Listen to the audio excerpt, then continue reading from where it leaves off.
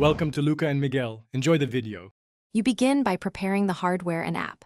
Plug your modem back in, then connect the primary Google Wi-Fi unit to the modem via Ethernet and power it on.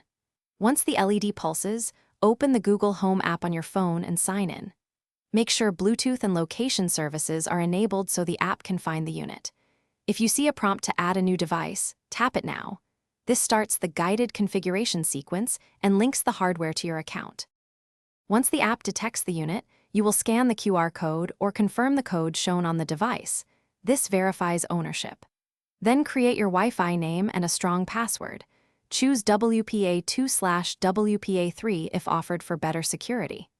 If you have additional Wi-Fi points, plug each in, wait for the LED, then use the app to add them one by one and perform the suggested placement test. Make sure each point reports good. Finish by running Google Home's network test and applying updates. This ensures optimal performance and security. Once done, reconnect your devices to the new SSID and verify internet access.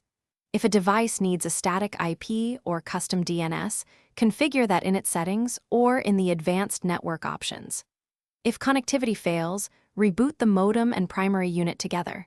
If problems persist, perform a factory reset on the Google Wi-Fi unit as a last resort.